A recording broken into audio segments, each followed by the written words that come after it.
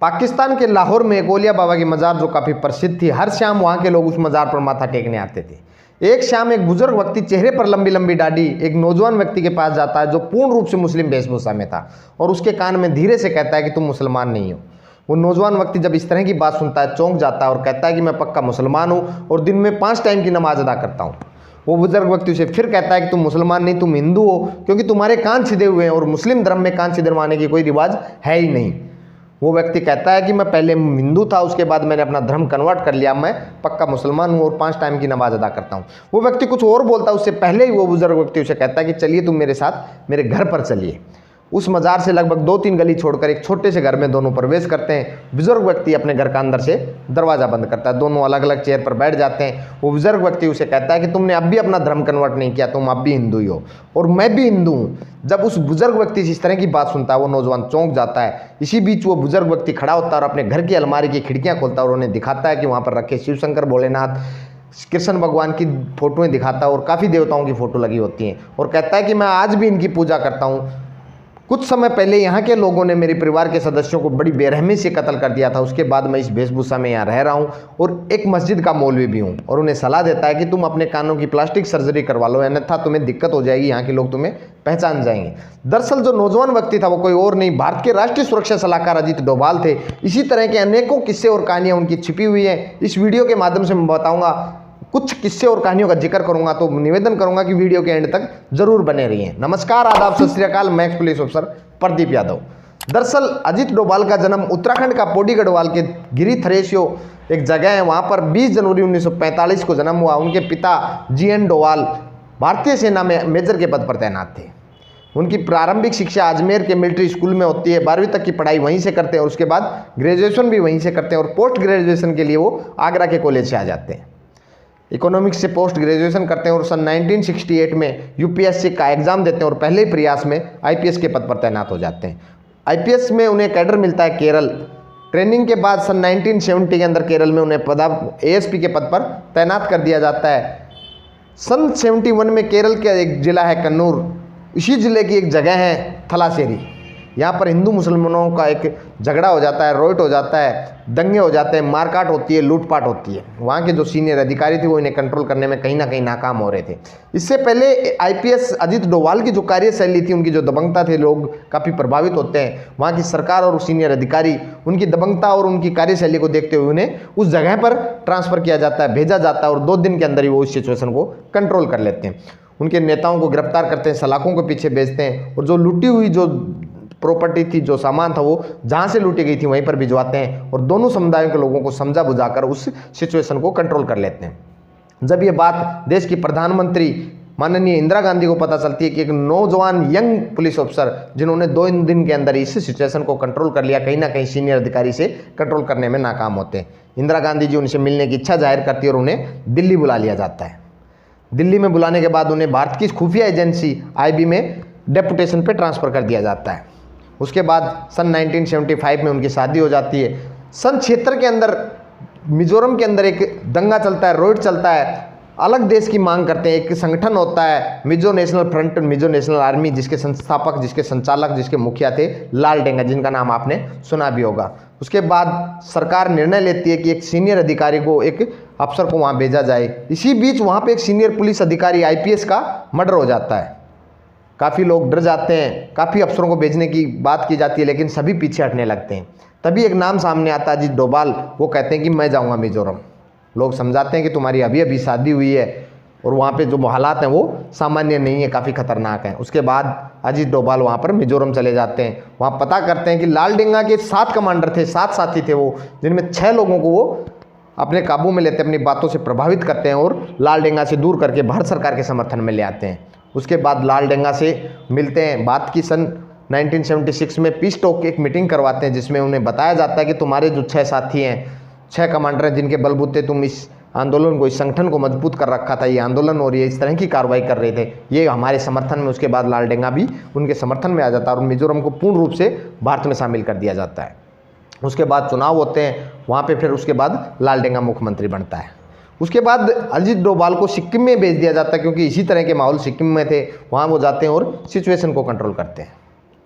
उसके बाद सन 1971 में भारत ने परमाणु प्रशिक्षण किया था, एक बहुत बड़ी कामयाबी हासिल की थी। तो भारत को कहीं ना कहीं लग रहा था कि पाकिस्तान भी इसका कुछ ना कुछ प्रशिक्षण करेगा या परीक्षण करेगा। तो अजीत डोभाल को भारतीय राजनयिक के रूप में पाकिस्तान भेज दिया जाता है, भेजा जाता है भारतीय राजनयिक के रूप में, लेकिन वो वहाँ पे भेष बदलकर जासूसी के रूप में वहाँ पर एक मुस्लिम वेशभूषा में काम करते हैं और पता करते हैं कि पाकिस्तान के खान रिसर्च सेंटर में परमाणु बम का प्रशिक्षण होगा, और इस बात को वो लीक कर देते हैं। अंतर्राष्ट्रीय संगठनों को इस चीज़ को पता चलता है, अंतर्राष्ट्रीय सुरक्षा एजेंसियों को पता चलता है, उस परमाणु प्रशिक्षण को रोक दिया जाता है, जो लगभग 15 साल डिले हो जाता है। और एक बार जो मैंने जिक्र किया था सबसे पहले, ओसिया के पास उन्हें पहचान भी लिया जाता है, लेकिन उसके बाद उन्होंने अपने कानों की प्लास्टिक सर्जरी करवा ली। उसके बाद वो भारत आ जाते हैं। उसी बीच भारत में जो स्वर्ण मंदिर है उसके अंदर जो खालिस्तान समर्थित जो संगठन था, उन्होंने स्वर्ण मंदिर पर कब्जा कर लिया था और ऑपरेशन ब्लैक थंडर चलाया गया था। उसकी कामयाबी के लिए, क्योंकि सरकार को पता नहीं था, किसी को नहीं पता था कि इस स्वर्ण मंदिर में उन आतंकवादियों की संख्या कितनी है, किस तरह के उनके पास हथियार हैं, कहाँ वो छुपे हुए हैं, इनका पता लगाने के लिए आईपीएस विजय डोभाल आईबी के एक टीम बनाई जाती है और उन्हें वहाँ भेजा जाता है। विजय डोभाल वहाँ पर एक भेष बदलकर एक रिक्शा वाले के भेष में वहाँ पर काम करते हैं, रिक्शा चलाते हैं उस स्वर्ण मंदिर के आसपास।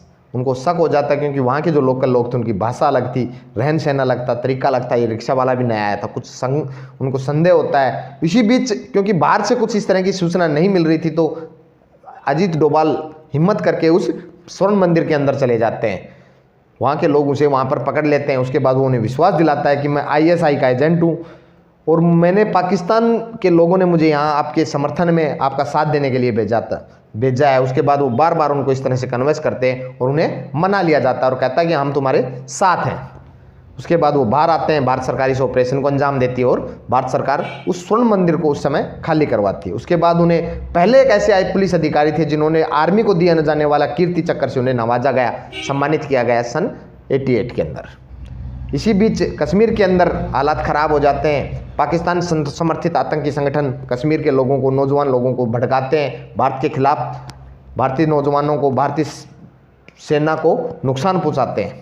तभी अजीत डोभाल को वहां पर भेजा जाता है और एक आतंकवादी संगठन, पाकिस्तान समर्थित आतंकवादी संगठन जिसका मुखिया सरदार कोक्कू पारे से वो मिलते हैं। उनके 250 सदस्यों को इस तरह से कन्विंस करते हैं कि उन्हें भारत के समर्थन ले आते हैं, भारत के पक्ष में ले आते हैं और उन्हें अलग अलग तरह से प्रभावित करते हैं। जब ये बात पाकिस्तानी समर्थन संगठन को पता चलती है कि पाकिस्तान के समर्थित 250 आतंकवादी और उनका जो मुखिया लाल कोक्कू पारे जो भारत के समर्थन में आ गए, उसके बाद समझा बुझाकर श्रीनगर के अंदर, कश्मीर के अंदर चुनाव का रास्ता खुलता है और सन 1996 के अंदर वहाँ चुनाव होते हैं और कोक्कू पारे वहाँ के मुख्य धारा में आ जाते हैं और विधायक बन जाते हैं।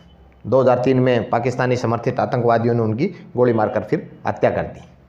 इसी बीच कांधार में एक प्लेन हाईजैक हो जाता है जिसके अंदर 84 भारतीय यात्री नेपाल के अंदर प्लेन को हाईजैक कर लिया जाता है और अब मांग करते हैं कि 100 आतंकी जो भारतीय जेल, अलग अलग जेलों में बंद थे, उनको छुटवाने की मांग करते हैं और वो प्लेन पंजाब के रास्ते पाकिस्तान होते हुए कांधार ले जाया जाता है।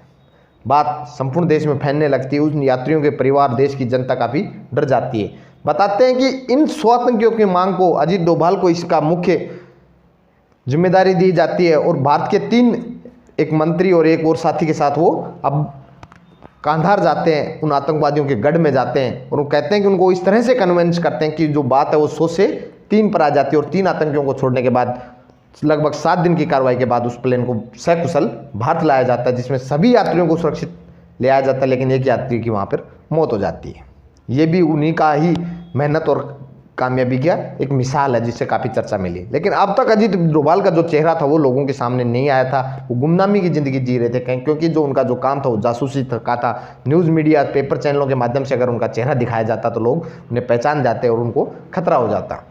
उसके बाद 2004 में उन्हें IB का मुखिया बना दिया जाता, डायरेक्टर बना दिया जाता और 2005 में वो रिटायर हो जाते हैं। इसी बीच उन्होंने एक भारत के अंडरवर्ल्ड के डॉन दाऊद इब्राहिम को एक ठिकाने लगाने के लिए, गिरफ्तार करने के लिए या किसी तरह की कार्रवाई करने के लिए छोटे राजन के 2 शूटरों को दिल्ली के एक होटल में ट्रेनिंग दे रहे थे, क्योंकि दाऊद इब्राहिम की जो लड़की, उसकी शादी पाकिस्तान के क्रिकेटर जावेद मियादाद के लड़के के साथ होनी थी और दुबई के किसी होटल, ग्रैंड हयात होटल में उनकी शादी होनी थी, रिसेप्शन था। तो 2 शूटरों को वो तैयार करते हैं और एक प्लानिंग की जाती है, उनके पासपोर्ट वीज़ा सब तैयार करवाए जाते हैं और कहा जाता है कि पूरी ट्रेनिंग दी जा चुकी थी। लेकिन इसी बीच मुंबई के पुलिस कमिश्नर वहाँ पहुँच जाते हैं और उन दोनों शूटरों को ले जाते हैं अपने साथ और इस प्लान को कहीं ना कहीं ध्वस्त कर देते हैं। उसके बाद वो रिटायर हो जाते हैं। रिटायर होने के बाद पेपरों में सुरक्षा संबंधित आर्टिकल लिखते हैं, नए नए कॉलम लिखते हैं। लेकिन 2009 के अंदर वो एक संगठन बनाते हैं स्वामी विवेकानंद ट्रस्ट के नाम से और अपना ट्रस्ट का संचालन करते हैं। लेकिन 2014 में भारत की सरकार का तख्ता पलट होता है और भारत में मोदी सरकार आ जाती है, नरेंद्र मोदी सरकार आ जाती है और 30 मई 2014 को इनको भारतीय 5वें राष्ट्रीय सुरक्षा सलाहकार के रूप में चयन किया जाता है। सुरक्षा सलाहकार चयन ही हुए थे कि 2 महीने बाद ही ईरान के अंदर पूर्ण रूप से ISI ने अपना कब्जा कर लिया था और ईरान की एक जगह है तिर्किब, उसी में हॉस्पिटल में अपने साउथ इंडिया की 46 नर्सें काम करती थी। एक दिन वहाँ पर भी ISI उन पर कब्जा कर लेती है। उसके बाद अजीत डोभाल को गुप्त तरीके से वहाँ पर भेजा जाता है और उनको पता चलता है कि भारत की जो 46 नर्सें हैं उनको ISI ने कब्जा कर रखा है और वो अपनी कुछ प्लानिंग, अपने कुछ शर्तें मनवाने की कोशिश करती है। और आपको पता ही है पहले भी ISI भारत के काफ़ी मुस्लिम नौजवानों को ट्रेनिंग देकर भारत के खिलाफ भड़का रही थी।